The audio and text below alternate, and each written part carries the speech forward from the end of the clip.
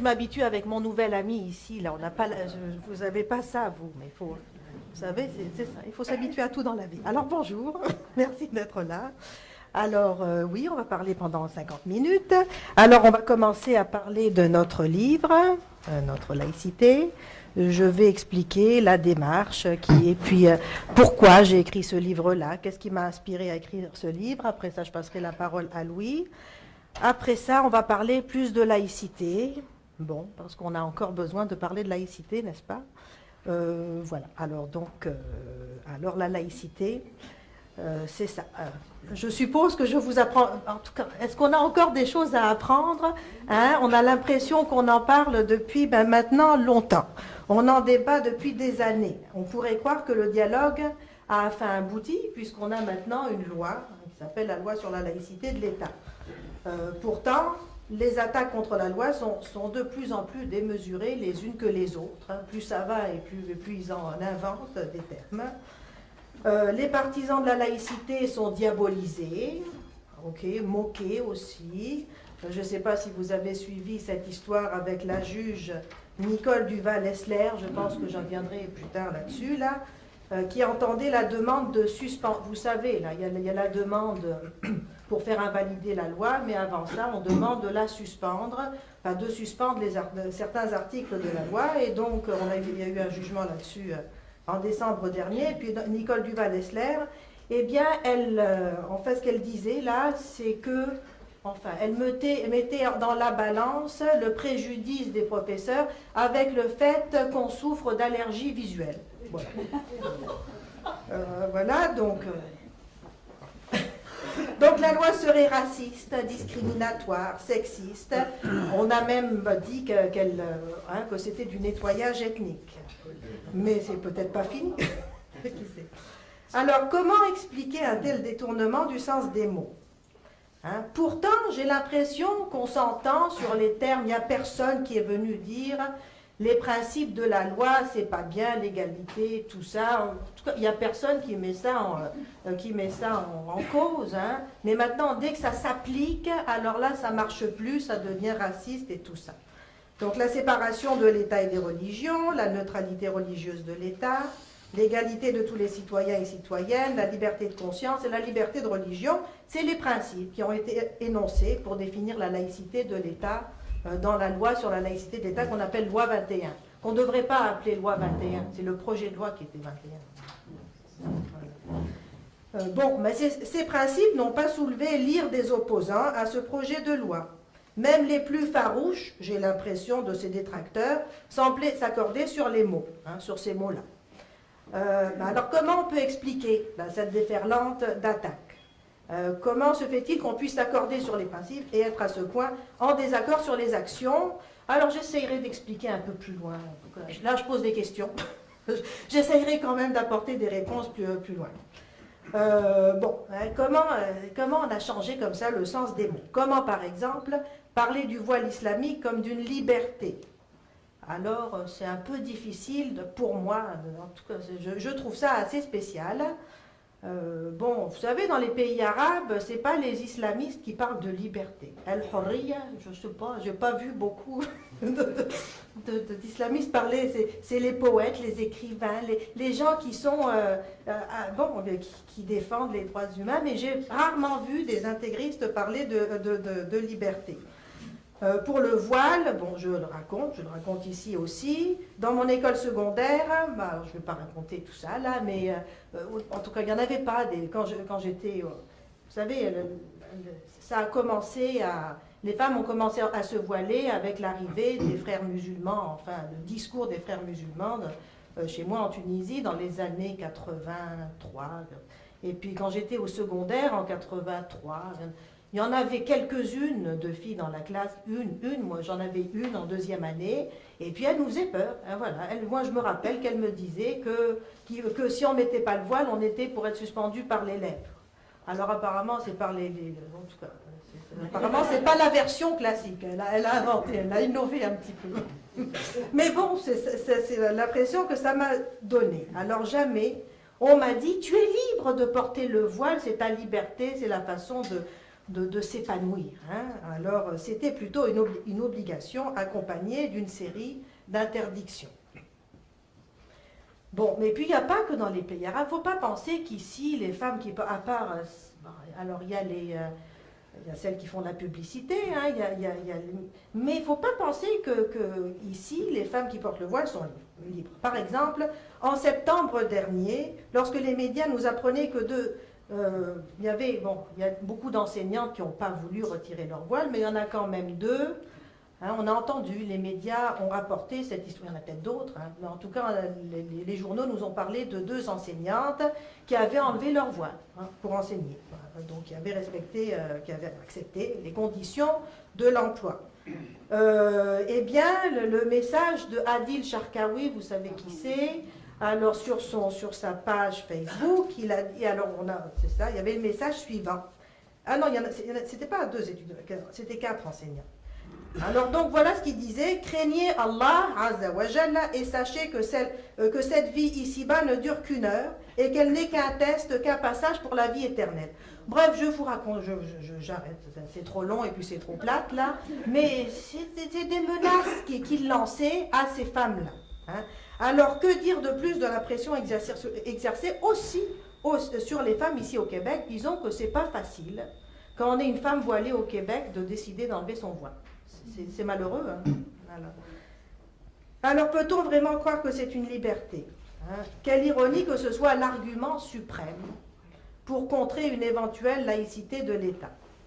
Alors quand j'ai vu l'avalanche, en fait c'est ça qui m'a un peu inspiré. Je reviens aux avalanches d'insultes et tout ça. Mais en fait c'est ça qui m'a fait dire: il faut que je m'exprime. C'est pas possible. On n'est pas pour se laisser comme ça attaquer, et puis de racistes, d'islamophobes, etc. Donc quand j'ai vu l'avalanche d'insultes, je me suis dit qu'on ne pouvait pas laisser faire, et en particulier que mon devoir en tant que maghrébine, eh bien, c'était de porter un autre message que celui qu'on entendait de la part de maghrébins. Et tout ça. Moi, je pense que ça permet de... Vous savez, il y en a beaucoup qui nous disent, vous véhiculez... qu'est-ce qu'on dit? Qu'on alimenterait l'islamophobie. Moi, je pense que c'est le contraire. Et d'ailleurs, il y a des gens qui m'ont écrit en message privé pour me dire qu'ils ont changé leurs idées des musulmans et de l'islam depuis qu'ils me lisent. Alors ça me fait plaisir. Et je pense que c'est vrai alors, c'est pas nous qui alimentons l'islamophobie, c'est ceux qui alimentent la haine, enfin, et qui accentuent les tensions Alors donc, c'est ça mon livre. Donc mon livre est né du désir de rendre aux mots leur sens, le sens qu'on veut leur donner, n'est-ce pas? La liberté, l'égalité, c'est pas pour leur donner le sens d'intégrisme religieux. C'est quoi le mot d'Andrea?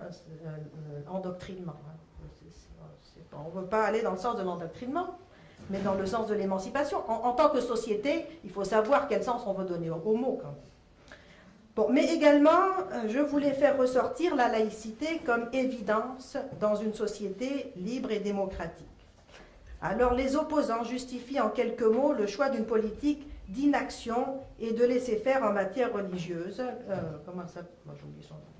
Alors, donc, comment elle s'appelait la ministre pour la loi, le projet de loi 62? Comment elle s'appelle Comment elle s'appelait la ministre libérale qui défendait le projet.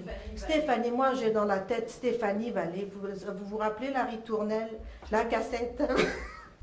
Alors, on avait beau apporter des arguments, mais eux autres, ils n'apportent pas des arguments, c'est toujours les mêmes phrases, mais c'est le choix des femmes, il faut respecter la liberté religieuse, c'est contre les chartes. Donc, des formules toutes simples. Bon, ça a l'air simple, donc les jeunes, ils embarquent là-dedans. Ils disent, c'est simple, je vais pouvoir l'expliquer comme ça. C'est simple, mais ça n'a pas de sens, hein. Et c'est même absurde. Bon, comment est-ce que permettre aux enseignants d'afficher leur religion de façon ostentatoire peut-il être un gage de respect de la liberté religieuse des citoyens? Les chartes, en particulier la charte québécoise, elle a été rédigée au moment où le Québec se libérait de l'emprise de l'Église catholique. Bon, et alors comment maintenant on veut lui faire dire le contraire de ce qu'elle disait? Bon, alors maintenant, elles sont utilisées non pas comme un véhicule d'émancipation, mais comme une fatalité qui nous condamnerait à accepter tous les débordements religieux. Donc dans ce livre, mon objectif n'est pas de faire un exposé académique, même si les exposés académiques c'est bien aussi, mais de donner des arguments simples et puis d'afficher des thèmes positifs pour faire ressortir l'aspect rassembleur de la laïcité. Alors même si j'ai embarqué, parce que ça me tannait qu'on se fasse accuser de racisme, eh ben j'ai pas un thème racisme. Okay, j'utilise des mots positifs. Donc j'ai rassemblé mes chroniques dans des thèmes positifs. Je pense qu'on vit des attaques virulentes, mais il faut faire passer des messages positifs. Alors voilà, donc mes thèmes c'est diversité, inclusion, égalité, solidarité, liberté. Et puis on veut en parler de la façon dont on veut en parler. On veut en parler de la diversité, de l'inclusion, voilà, mais pas à la façon de Philippe Couillard. Donc j'ai rassemblé, voilà, j'ai décidé de rassembler mes textes dans un livre, et puis j'ai pensé à une collaboration avec Louis pour illustrer, pas pour illustrer, pour accompagner mes textes de tableaux qui illustrent qui illustrent pour Louis. Le verbe fonctionne. Ouais, quand même. C'est des tableaux, c'est pas des illustrations, mais le verbe fonctionne. Donc c'est ça, qui illustre ce que Louis entend par diversité et tout ça. Alors je vais passer la parole à Louis et je reprendrai après. Merci Nadia.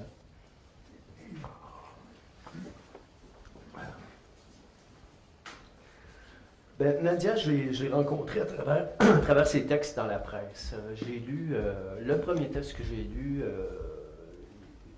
émotivement, il m'a cogné. Vraiment, j'étais ému de lire ça. Ce que je sentais, c'est une grande intelligence, en même temps une grande sensibilité. J'aime bien le mélange d'intelligence et de sensibilité. Parler de liberté d'expression, liberté de conscience. Et puis ce que je ressentais, c'est un grand amour pour le Québec. Ça, je l'ai senti, puis ça m'a vraiment touché. Les questions, pour moi, c'est pas... Aujourd'hui, on dirait qu'on est dans la période des droits individuels, puis... la question, pour moi, c'est pas... quand j'ai à voter, mettons, je me demande pas qu'est-ce qui est bon pour moi. J'essaie de me demander qu'est-ce qui est bon pour le Québec. Et puis, je trouvais que Nadia, c'est là-dessus aussi qu'elle était. C'est pas penser en termes individuels puis nos propres petits intérêts, mais de se demander vers quoi on veut que le Québec se dirige, tu sais. Et puis, il y a eu toutes sortes de clans qui sont faits, de l'extrémité, t'en as qui ne veulent pas du tout d'immigration, puis t'en as d'autres qui disent oui, oui, oui, puis donc donnons tous les droits aux religieux, puis c'est légitime de faire ça. Nous autres, on est oui, super pour l'immigration, mais il faut avoir une base commune sur laquelle on va faire grandir notre nation pour l'avenir. Et puis, pour continuer avec Nadia, Nadia est combative. La semaine passée, il y a eu un article qui est sorti puis qui s'appelait « ECR, une réplique des étudiants se prépare ». Alors Nadia, tout de suite, immédiatement, préparons une coalition de parents pour participer, nous aussi, aux consultations. D'ailleurs, l'appel est lancé. Wow! Ça n'a pas tardé, c'est sûr. On voit ça, là, Nadia en a parlé dans les mêmes termes d'ailleurs que j'en parle, de la démonisation de la laïcité. C'est-à-dire qu'il y a certaines personnes qui ont l'air de prétendre que la laïcité est extrémiste, tellement qu'ils ont été obligés d'inventer le terme laïcité ouverte, qui veut dire on ne sait pas trop quoi. Et puis, les tenants du multiculturalisme, ils disent qu'on ne peut pas du tout réprimer soit les religions, soit les prescriptions religieuses ou les pseudo-prescriptions religieuses, parce que ça, on ne s'entend pas non plus là-dessus. Mais ce qui serait extrémiste de ça, ça serait de faire comme certains pays, puis de dire on interdit complètement les religions. Alors, ça n'a aucun rapport avec la laïcité. C'est pas un extrême du tout, la laïcité. C'est vraiment une base commune, minimale, pour le respect de tout le monde. Tu sais, je veux bien qu'on respecte les religieux, mais les athées ont des droits aussi. Il y a des croyants non religieux, on n'en parle pas souvent de ceux-là, mais il y a du monde qui sont croyants, mais qui ne croient pas aux religions, mais ils ont le même droit que tout le monde. Je vais suivre un petit peu mon truc, là, parce que je vais m'éloigner.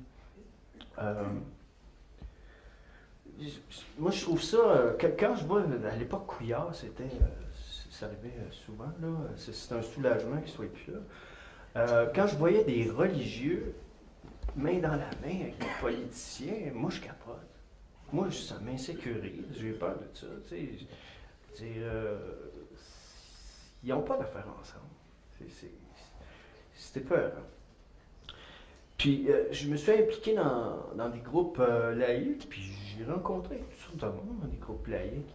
J'ai rencontré des chrétiens, j'ai rencontré des musulmans, j'ai rencontré des juifs, j'ai rencontré des athées, j'ai rencontré des croyants non religieux.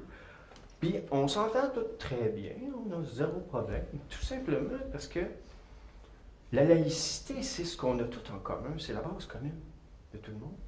C'est pas on ne s'astine pas sur nos particularismes. Au contraire, on est unis parce qu'on a en commun. Et puis, je vais faire un petit aparté sur, j'ai appelé ça, ce ne sera pas long, j'ai appelé ça le pouvoir de l'indignation. L'indignation, je trouve ça super bon, mais si ce n'est pas suivi d'action, c'est juste un poison personnel. Je regarde Nadia, c'est l'indignation, tu sais, elle dit dans le livre, là, quand il y en a qui ont commencé à traiter les Québécois de racistes parce qu'ils voulaient être laïcs, elle a pété les plombs, puis a commencé à s'impliquer sérieusement. Puis à ce niveau-là, c'est la même chose qui s'est passé pour moi avec Raïf Badawi, parce que, bon, j'étais impliqué un petit peu, mais c'était un petit peu mou comparé à ce que c'est aujourd'hui. Et puis, merci à Jeff Fillion, qui a chié sur Raïf Badawi, puis je ne l'ai pas pris. Je ne l'ai pas pris. Il a dit que Raïf Badawi il aurait dû faire comme tout le monde dans son pays, puis s'écraser, puis se la fermer. Puis il a traité toutes sortes d'affaires, puis là, tu as tous ces émules qui ont embarqué là-dedans, puis qui disaient n'importe quoi. À ce moment-là, moi, l'indignation, ce que ça a fait, c'est que, écoute, j'étais enragé, j'étais vraiment enragé. J'ai cherché tous les articles que j'ai pu trouver sur Raïf Badawi, puis je les ai eus. Puis je les ai publiés compulsivement. J'ai fait ça pendant des heures. J'étais hors de moi. Puis je les ai tous lus. Puis ensuite, je suis allé répondre très poliment à tous ceux qui avaient laissé des commentaires, mais c'était très poli. C'était très poli, mais c'était des réponses de quelqu'un qui sait de quoi il parle. Puis il n'y a jamais personne qui a répliqué à ce que j'ai dit, parce que, bon, un, c'était poli. Puis deux, ça avait du sens, tu sais. Fait que l'indignation, l'action. Il y a beaucoup de monde ici qui sont indignés et qui sont impliqués dans l'action. Moi, je trouve que c'est le meilleur moteur qu'il n'y a pas. Alors, ce qui est arrivé avec, Raïf Badawi, à partir de ce moment-là, j'ai fait une publication, je me suis impliqué. J'ai fait un portrait de Raïf Badawi que j'ai présenté dans le lancement du livre de NSA. Je me suis rapproché de la famille, on est devenus très, très proches. Et puis c'est devenu une grande amitié. Puis on s'aime énormément. Puis j'en suis très, très content. Je les adore. Juste pour parler brièvement des tableaux dans le livre. Ce qui est arrivé, la couverture, c'était pas prévu que ce soit ce tableau-là. C'est un tableau que j'ai fait il y a peut-être, je sais pas, 25 ans ou quelque chose comme ça. C'est un tableau que j'avais gardé dans ma collection personnelle. Et puis quand Nadia et son conjoint sont venus chez moi, ils voulaient l'acheter. Et puis, c'est à vous autres que j'ai décidé de le vendre, parce que j'avais eu des propositions avant, puis je voulais le garder. Et puis, Nadia, en tout cas, ils ont le tableau. Et puis, quand c'était le temps on a parlé des tableaux du livre. Quand c'était le temps de parler de la couverture, moi, j'avais pensé un concept avec les derniers tableaux, tu sais, parce que les tableaux anciens, moi, je ne pense plus. Et puis, Nadia est arrivée avec ça, hey, on devrait utiliser ce tableau-là. Puis c'était une évidence pour tout le monde. Il y a Karim Akouche qui est ici, là, qui est notre éditeur et grand ami. Et puis on était tous d'accord là-dessus, donc on a choisi la couverture pour cette raison-là. Et puis en ce qui concerne les tableaux, j'ai eu carte blanche pour faire les tableaux. Alors il n'y a personne qui est intervenu dans mon processus. Et puis en fait, toutes les décisions qu'on a faites de production du livre, c'est tout très bien fait. On s'obstinait pas, on donnait notre opinion, puis dès qu'on avait donné notre opinion, on savait, on était capable de dire, bon, je trouve que ton idée est meilleure que la mienne. C'était super facile. Travailler avec des bons amis comme ça, c'était très, très agréable. Comme par exemple, Nadia, elle disait, c'est notre livre, alors on va écrire ton nom aussi ici en blanc. Bon, j'ai dit oui, c'est notre livre, c'est super le fun. Mais moi, je parle avec des images, puis ça va boucher mon tableau. J'aime mieux avoir mon nom ici. Fait que bon, Nadia, elle disait non, c'est notre livre, c'est nous autres. Puis on a parlé tous les trois, puis finalement, on était d'accord, c'était plus clean comme ça, puis je suis bien content qu'on ait pris la décision, ça n'a pas été compliqué. Puis en ce qui concerne les tableaux, ben, j'avais essayé d'autres options, puis ça ne me plaisait pas. Et puis finalement, j'ai décidé de continuer dans une voie où j'avais déjà un peu expérimenté. C'est-à-dire, j'avais fait le portrait de Raif dans ce genre-là. Puis c'était le premier que j'avais fait. Je ne savais pas que j'en ferais d'autres. Je ne sais pas de faire des séries qui finissent plus. Ben, j'avais fait ce tableau-là. Et puis j'ai décidé de faire les autres tableaux comme ça, essentiellement parce que je voulais représenter des citoyens, des Québécois de diverses origines, mais j'en ai un peu marre de l'histoire des teintes de peau, là, puis tout ça, ça m'agace pas mal. Et puis, fait que j'ai décidé de peindre les gens de toutes sortes de couleurs. C'est des couleurs qu'on peut, on peut les voir comme l'expression personnelle de chaque individu. Ils n'ont pas toutes les mêmes couleurs, mais ils n'ont pas la couleur qu'on a l'habitude de leur voir. Autrement dit, là, je me suis donné toutes les libertés pour faire ça, sauf la vraie couleur de peau. Ça, je n'avais pas le droit de toucher à ça. T'sais. Mais on reconnaît quand même des personnes d'origine diverses. Puis tout simplement pour dire qu'il parle de race, puis des histoires de race. Il y en a juste une race humaine, puis c'est géographiquement, c'est ça qui a fait qu'on a des différences. Il faut arrêter de penser qu'on est 5 races extraterrestres, puis on s'est retrouvés ici, puis on n'avait pas d'affaires ensemble. C'est pas ça partout. En principe, on est tous parents, finalement, puisqu'on a tous les mêmes ancêtres. Alors voilà, j'ai terminé. Merci beaucoup.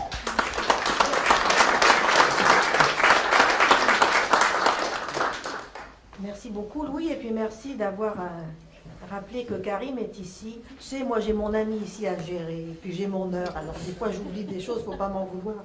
Donc, c'est bien, oui. Donc, Karim est là, Karim Akouche, voilà, qui a édité le livre, est ici. Ok, ben merci. Alors là, vous en savez un bout sur le livre, mais vous n'avez pas tout. Hein. donc, après la conférence, donc le livre est là, et puis on pourra le dédicacer tous les deux. Bon, alors maintenant, je vais passer vers dans le volet plus conférence. Peut-être, donc qu'est-ce que la laïcité? Vous ne le savez pas encore, je vais vous apprendre.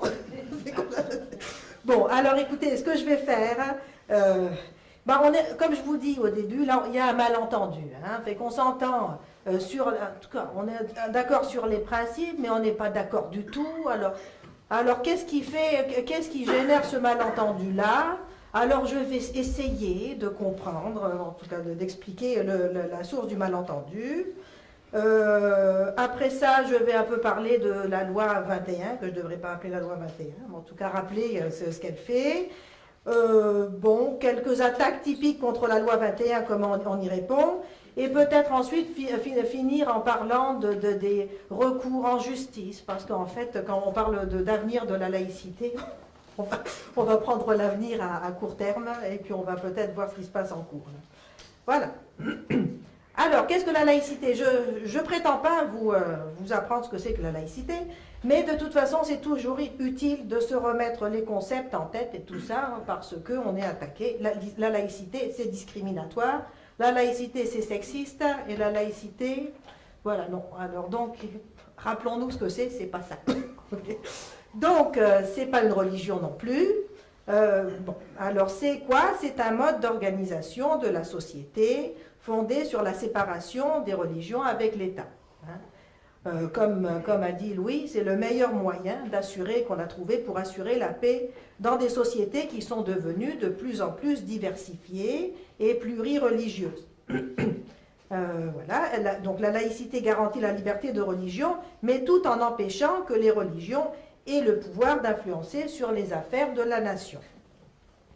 Alors, ce n'est pas parce qu'on n'a plus de pouvoir religieux qui contrôle les institutions d'enseignement et tout ça, eh ben, qu'on est sorti, en tout cas, c'est souvent c'est ce qu'on entend. Oui, mais maintenant, on n'a plus, enfin, donc on est sécularisé, enfin, il n'y a plus cette emprise de l'Église catholique, donc tout va bien, il n'y a pas de problème. Ben non, premièrement, tout le monde n'a pas atteint, bon, peut-être que pour les catholiques c'est plus facile, mais pas pour tout le monde. Et puis Guy Rocher a bien expliqué ça, j'ai bien aimé quand il a parlé de ça pendant la commission parlementaire sur le projet de loi 21, il a fait valoir que la laïcité se justifie encore plus maintenant qu'au moment du rapport Parent, parce que le pluralisme religieux est sans commune mesure aujourd'hui avec ce qu'il était au Québec au moment de la Révolution tranquille. Donc aujourd'hui, on assiste à une fragmentation de minorités religieuses. Or, les religions ne sont pas égales entre elles. Certaines sont plus visibles que d'autres. Dans ce contexte, il est d'autant plus important d'encadrer le rapport entre la majorité et les minorités et aussi d'assurer l'égalité de traitement de toutes les religions. Alors, c'est ce qu'il a dit et je trouve que ça a bas de l'allure. Voilà. Alors donc, la laïcité, c'est un mode d'organisation de la société fondé sur la séparation des religions avec l'État, dont l'objectif est de garantir la liberté de conscience et d'assurer l'égalité de traitement de tous les citoyens et citoyennes. Bon, si je parle de ça, moi je pense que tout le monde est d'accord avec moi, Françoise David, même Xavier Camus, il doit être d'accord avec ça, non? Alors comment ça se fait qu'on est raciste et xénophobe et sexiste et discriminateur? Bon, alors je pense qu'on... Bon, alors en tout cas, clairement, on n'a pas la même vision, par exemple, que Charles Taylor et puis que McClure là-dessus. Bon, alors, la première confusion, c'est sur la notion de liberté de conscience. Alors, ce n'est pas la liberté de religion. Hein, on parle beaucoup de la liberté religieuse et la liberté de conscience. Alors, à part nous ici, là, je pense qu'il n'y a personne qui parle de liberté de conscience. Ça passe... Alors, loin au-dessus de la tête, la liberté de conscience. On a essayé d'introduire ce terme-là, mais c'est difficile. Hein. Alors, on parle de liberté religieuse, mais bon. La liberté de conscience, c'est la liberté de tout individu de croire ou de ne pas croire, et de croire en ce qu'il veut. Bon, alors par exemple, je sais pas, alors, un bon exemple de ça, Michel le donne aussi souvent, là, fait que je l'ai gardé. Vous savez, à un moment donné, enfin, ça fait quelques années, c'est une petite fille en maternelle dont les parents étaient islamistes, mais alors islamistes, et puis qui, bon, il y en a peut-être beaucoup, hein, je ne sais pas, ils ne sont peut-être pas les seuls, et il disait que sa fille ne devait pas écouter de musique. Alors, en maternelle, hein, et donc, l'école a décidé, en commun accord enfin, donc, la CDPDJ n'a rien dit à ça, voilà, d'handicaper la petite fille avec un casque anti-bruit pour pas qu'elle écoute la musique. Voilà. Ah, c'était pour respecter la liberté religieuse des parents. Alors je pense qu'on voit la différence entre si on avait au moins pensé à respecter la liberté de conscience de l'enfant, là il y a plus que liberté de conscience, je pense que ça va plus que là, ça handicaper un enfant. Mais au moins, hein, si on avait cette image de liberté de conscience des enfants, eh bien ça permettrait, ça aiderait à ne pas faire des bêtises comme ça. Alors, on voit bien la différence entre liberté de religion et liberté de conscience. Voilà, alors donc la liberté de conscience englobe la liberté religieuse, elle englobe aussi la liberté de changer de religion ou de rejeter toutes les religions, enfin elle englobe la liberté d'apostasie aussi. Hein. Bon. Et puis maintenant, la liberté de conscience, il y a le mot liberté dedans.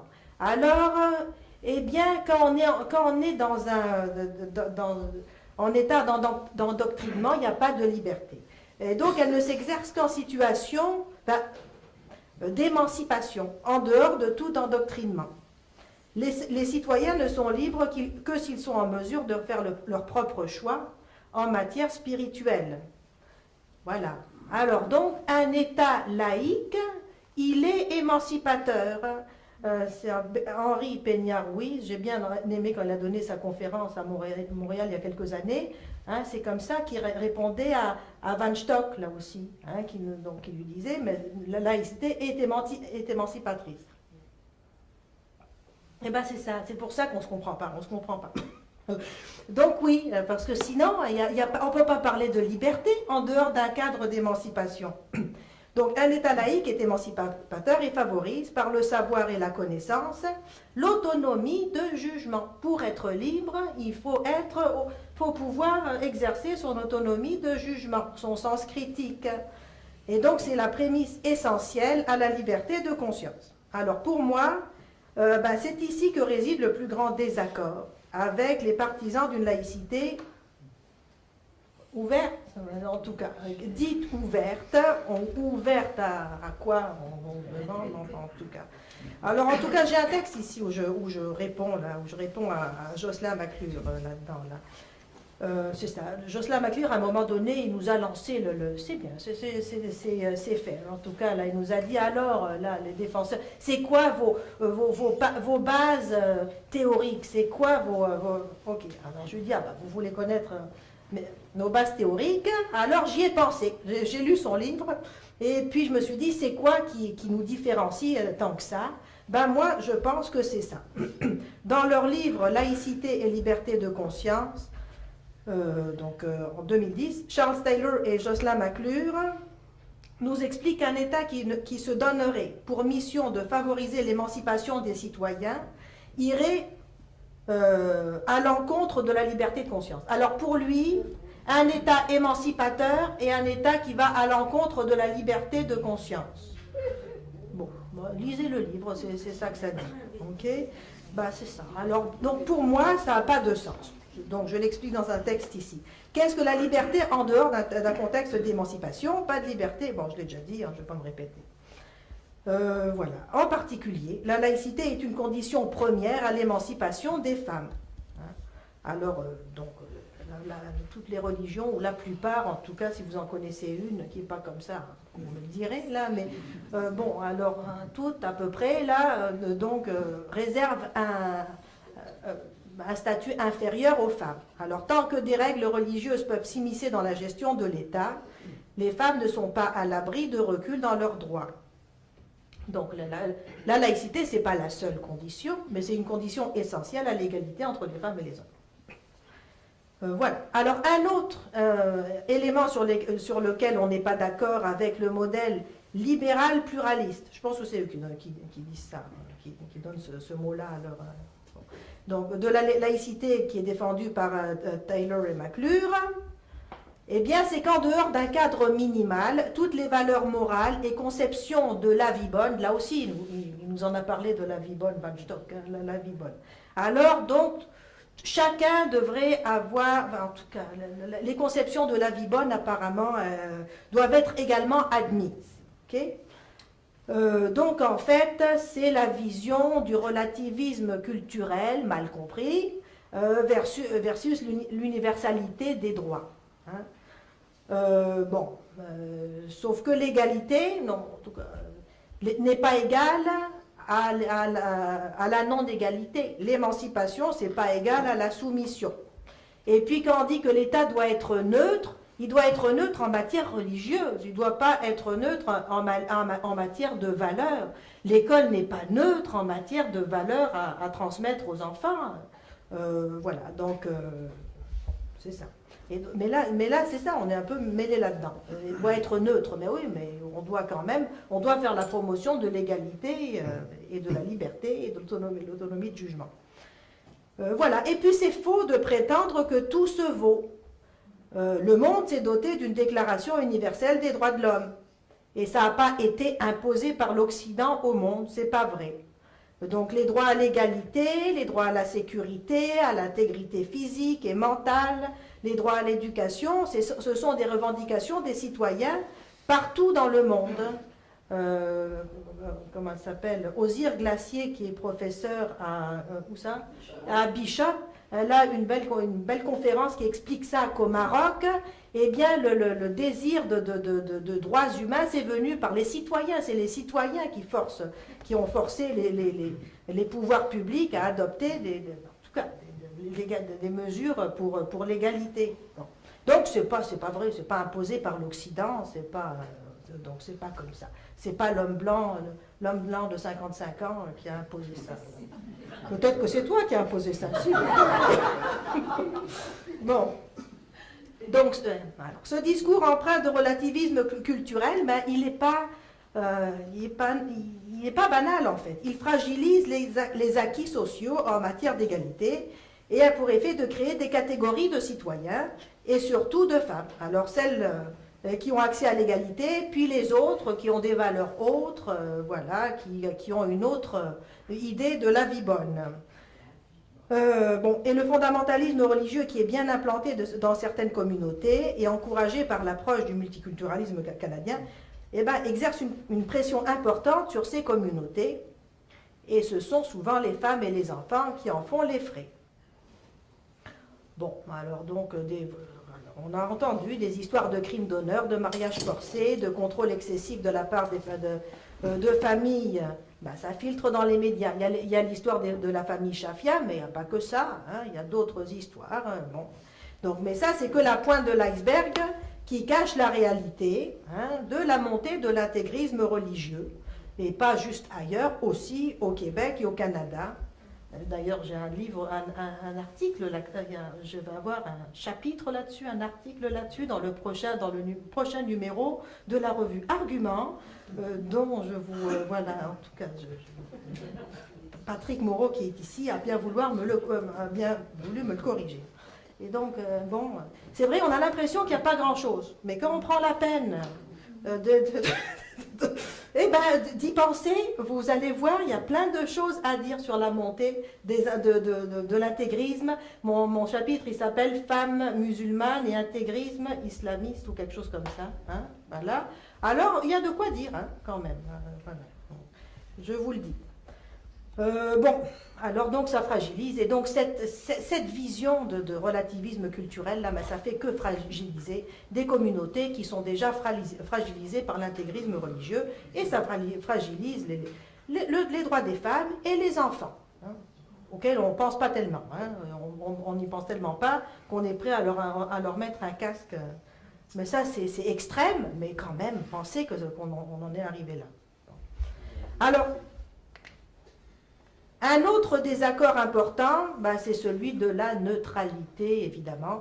Alors, premièrement, on parle de neutralité religieuse, ça il faut le dire. Un jour, je me suis trompée. Agnès, c'est vrai, je parlais de neutralité, enfin, il y avait un article qui disait qu'on devait être neutre partout. Et puis j'avais mal lu, et puis j'ai dit oui, mais Agnès, elle m'a dit, mais t'es pas d'accord avec ça? Ben non. On ne parle pas de neutralité des valeurs, on parle de neutralité religieuse, premièrement. Alors, il y a une confusion. Et en plus, on n'a pas la même vision de la neutralité que la laïcité dite ouverte. Alors pour, je sais pas, je vous en nomme un au hasard, Haroun Bouazi, pour lui, la neutralité, donc l'État est neutre quand toutes les religions sont représentées. Okay, mais ça ne s'appelle pas un État laïque, ça s'appelle un État multireligieux. Et ça, on n'est pas sorti du bois avec cette vision-là, parce que, alors, pendant les conseils municipaux, alors il va falloir, donc on a le droit donc, de dire sa prière, et donc on va multiplier les prières pour combien de religions. Bon, et puis en fait, c'est ça la dérive des accommodements raisonnables, c'est de dire il faut reconnaître toutes les religions. Mais non, on n'a pas à reconnaître, c'est pas une posture de reconnaissance qu'on doit avoir. C'est une posture de neutralité. Hein. Alors en France, on dit indifférence. Mais ici, ça a une connotation péjorative, visiblement, là. Mais c'est ça. Alors donc, un État qui est neutre face aux religions est un État qui ne favorise ni ne défavorise aucune croyance religieuse ou option spirituelle. On dit que l'État adopte une posture d'indifférence face aux religions. Okay, je ne m'exprime pas, mais en tout cas, bon. Donc, ce n'est pas une posture de reconnaissance. Hein, le cours ECR, il nous apprend à reconnaître Non, on n'a pas à reconnaître les religions et puis les... bon, c'est ça, c'est privé. Hein. C'est ça, il ne s'agit pas de reconnaître les religions, mais de fonctionner en dehors des religions. Donc c'est ça la laïcité. Alors donc, c'est ça que je voulais dire sur... j'arriverai pas jusqu'au bout, vous en faites pas. Si je vais pas jusqu'au bout, ben, j'irai pas jusqu'au bout. Hein. Alors donc, je vous dis un petit mot sur la loi 21 maintenant. Donc c'est ça, bon, j'ai essayé de sortir les points qui... Hein, plutôt que de dire, on m'a dit raciste, plutôt que de leur dire, vous aussi, toi raciste, j'ai essayé d'expliquer, d'essayer de voir pourquoi on n'est pas d'accord. C'est bien quand même, non? C'est ça bien. Bon. C'est gentil. Il faut leur dire que je suis gentille. Nous aussi, il faut dire que Louis est gentil aussi. Bon, alors, donc la loi 21, juste pour remettre les idées sur la laïcité de l'État. Et donc, le gouvernement donc, on a adopté une loi à l'Assemblée nationale en juin 2019. Et donc, maintenant, la laïcité est reconnue comme un principe fondamental de la nation québécoise.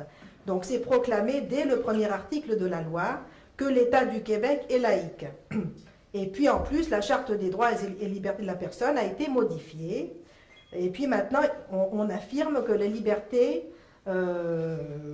et les droits fondamentaux doivent s'exercer dans le respect de la laïcité de l'État. Voilà, et puis donc dans la loi, la laïcité repose sur 4 principes, donc c'est défini sur la base de 4 principes, la séparation de l'État et de religion, la neutralité religieuse de l'État, l'égalité des citoyens et la liberté de conscience et la liberté de religion. Moi je dis que la liberté de religion c'est inclus dans la liberté de conscience. Mais s'il n'avait pas mis la liberté de religion, je pense qu'on lui serait tombé dessus. Alors il a préféré éviter quelques coups en mettant ça. Ça n'a pas marché. Comme quoi, il ne faut pas essayer d'être modéré, parce que de toute façon, on va se faire tomber dessus. Enfin, vous lui direz. Donc la loi précise que les employés... Qu'est-ce que je dis? Donc la loi, en plus, précise que les employés de l'État doivent respecter les 4 principes de fait et d'apparence. Donc on reconnaît que l'État est incarné par ses représentants et que ceux-ci doivent être absolument neutres en matière religieuse dans les actions, mais aussi dans les apparences. Alors, donc ça c'est donc c'est ça, c'est écrit clairement, et donc on doit être neutre, pas juste dans les actions, mais aussi dans les apparences. Et donc, ce devoir de réserve en matière religieuse se traduit dans la loi par une interdiction des ports des signes religieux, mais seulement pour certains employés de l'État dans l'exercice de leurs fonctions, alors policiers, gardiens de prison, juges et enseignants. Enseignants, c'est plutôt aux autres qu'on entend en ce moment, là, mais bon, c'est ça. Parce que François Legault a dit qu'ils étaient en position d'autorité. Je veux bien, c'est un beau concept, mais pour moi, ce n'est pas un concept qui est lié à la laïcité. Et donc, mais ce n'est pas imposé à tous les employés de l'État. C'est ça que j'ai dit. Alors, le gouvernement dit que sa loi est modérée. Tout ça pour dire que je ne leur en veux pas, là, mais ça ne fit pas avec les principes nécessairement. Alors, on explique les principes, on explique que les employés de l'État doivent être neutres de fait et d'apparence, et puis après, on limite les exigences à quelques employés de l'État. Pourquoi? Parce que c'est une loi modérée. D'accord. C'est correct. Bon, si on veut. Donc, la loi prévoit également que les employés de l'État doivent exercer leurs fonctions à visage découvert. J'en parlerai pas. On en parlera une autre fois de ça, là, du visage couvert et découvert. Alors, il me reste combien de temps? J'aimerais simplement, à la fin, rappeler un peu où est-ce qu'on en est pour les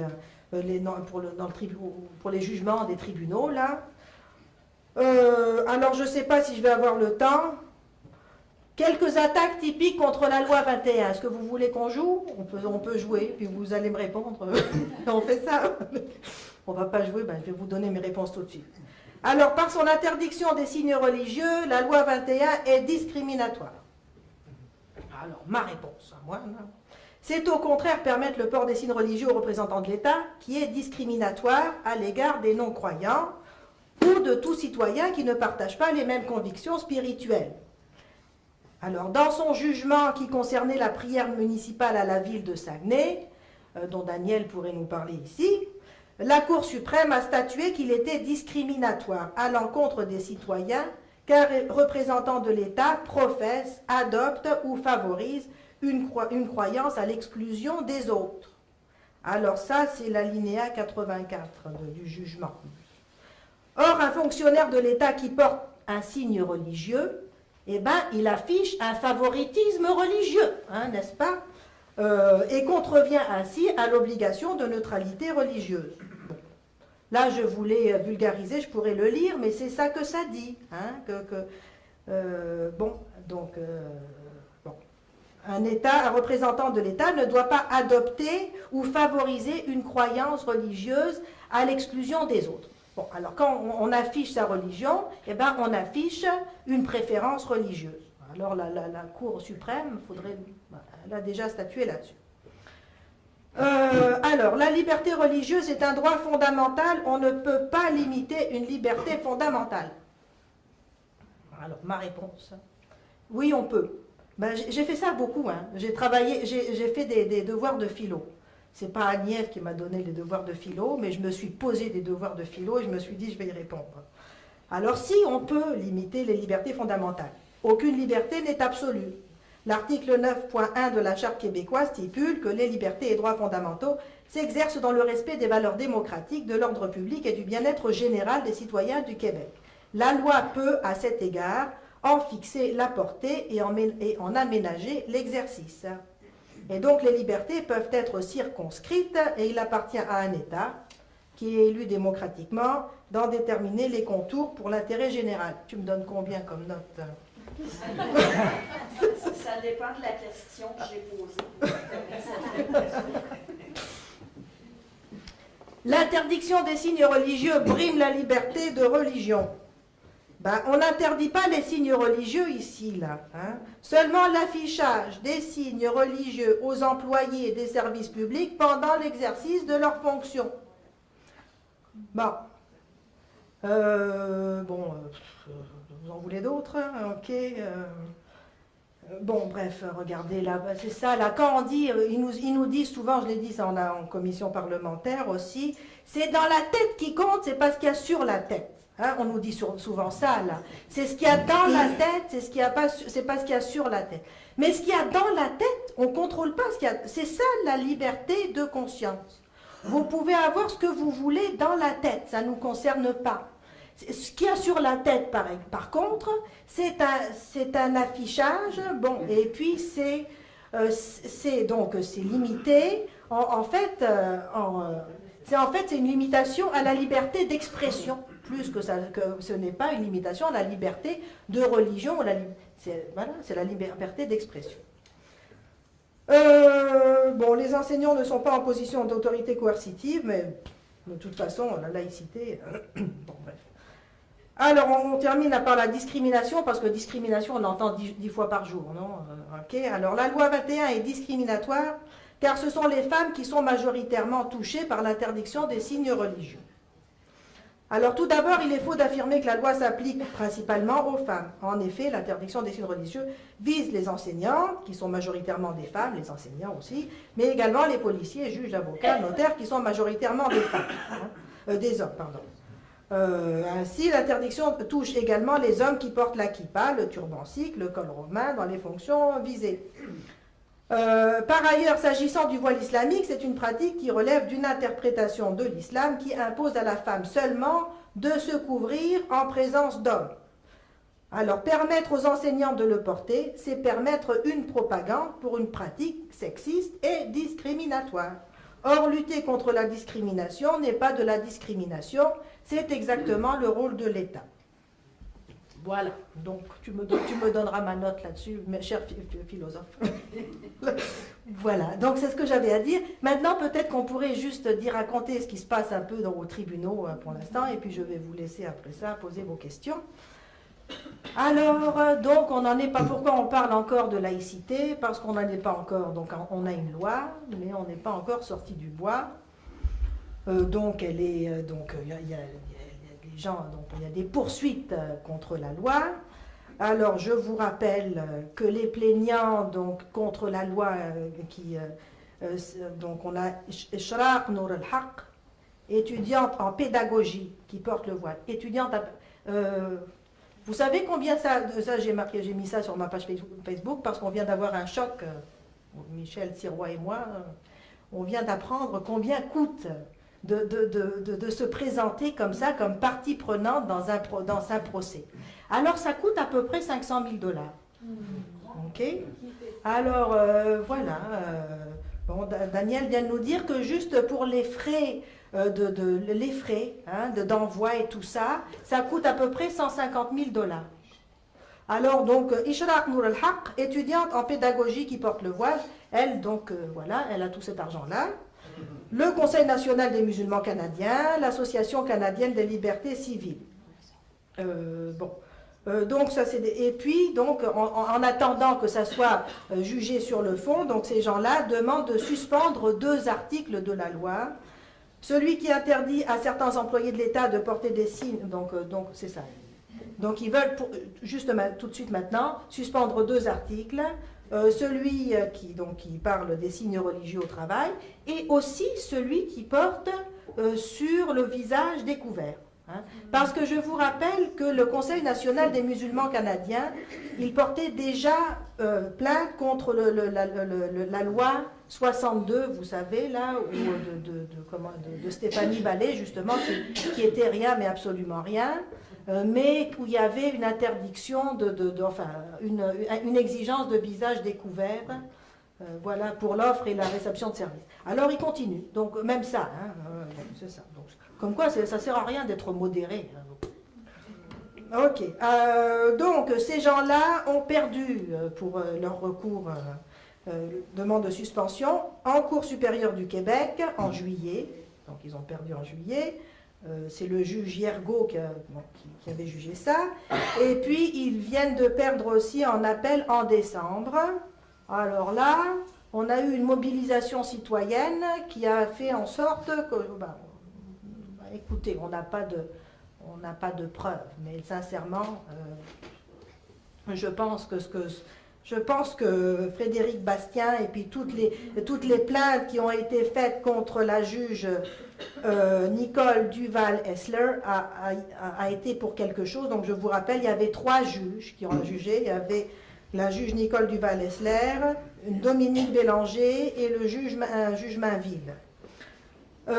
Et alors, donc Frédéric Bastien, donc c'était quand lors de l'audition, je sais pas comment on appelle ça, là, écoutez, elle a fait preuve d'un manque flagrant d'impartialité, mais alors, alors vous lirez, il y a eu donc des plaintes de citoyens, Frédéric Bastien qui a porté plainte, et puis après ça, les citoyens ont porté plainte, PDF Québec aussi, et donc, regardez, je ne vais pas vous dire tout ce qu'elle, je pense que vous êtes... Elle disait des faussetés en plus. Elle disait que c'était écrit en toutes lettres dans la loi, que la loi visait les femmes voilées. Enfin, des choses comme ça. Ok, voilà. Et donc, tout ça, je pense, quand on voit le jugement, alors, Nicole Duval-Essler, elle est restée sur sa position, et donc elle a approuvé la demande de suspension, elle était pour, mais les 2 autres étaient contre. Dominique Bélanger, elle était contre, mais son jugement était, c'était pas fort, c'était chancelant. Et le juge Mainville, par contre, a fait un jugement sur le fond, et ça vaut la peine de lire le jugement du juge Mainville, et il répond en particulier à certaines des attaques que j'ai données ici, que la loi serait discriminatoire contre les femmes. J'ai un passage ici qui explique, et là il le dit sur le fond, pas juste, il ne dit pas parce que, en tout cas, c'est bancal comme argument de compter le nombre d'hommes et de femmes. Écoutez, la loi contre le tabac, est-ce que ça touche plus les hommes que les femmes? Alors donc, est-ce que ça serait sexiste contre les hommes? Bon, bref. Mais le juge Mainville, il répond à ça. Il dit que c'est pas du tout... non, il n'est pas d'accord avec ça.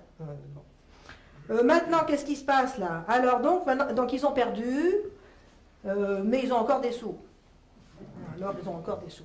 Alors, donc, il porte maintenant en appel cette décision de non-suspension à la Cour suprême. Donc, on vient d'apprendre ça la semaine dernière, ou cette semaine-là, qu'il portait en appel la décision à la Cour suprême. Donc, il demande à la Cour suprême de se prononcer sur la suspension de la loi. Voilà. Alors, par ailleurs, il y a un jugement sur le fond qui s'en vient au mois de novembre. Il y en a d'autres. Hein, et alors, il y a le comité juridique de la coalition Inclusion Québec, English Montréal, la Fédération autonome de l'enseignement, la FAE. Ça, je l'ai en travers de la gorge. Et à titre d'intervenant, il y a l'Association des droits à Lord Reading dont Frédéric Bastien parle aujourd'hui, allez voir. La World Sikh Organization of Canada, Amnesty International qui vient se mêler de ça, la Commission canadienne des droits de la personne et le MLQ. Bravo, bravo. Voilà. Mais le 7 janvier, en fait, donc le 7 janvier, il y a une audience pour évaluer, enfin, pour juger sur l'intégration, l'acceptation du MLQ et puis d'un membre du MLQ qui est père de famille, okay, comme partie prenante au jugement. Et vous savez quoi? Tous les autres ont dit non. C'est pour ça qu'il y a eu un jugement là-dessus, parce qu'ils sont opposés. Donc, la fédération la FAE, Amnesty International, la FAE, s'oppose à ce que le mouvement laïque québécois et qu'un père de famille qui veut une école laïque pour ses enfants, eh bien, vienne s'exprimer à la Cour. Je trouve ça assez scandaleux. Voilà. Alors, écoutez, donc, voilà, alors on est 15, alors là, on a du travail, mais on a les arguments. Mais maintenant, il faut qu'ils nous écoutent, parce que, c'est sûr, tu crois qu'ils vont nous écouter? Donc, on a les arguments. Voilà, alors merci, et puis je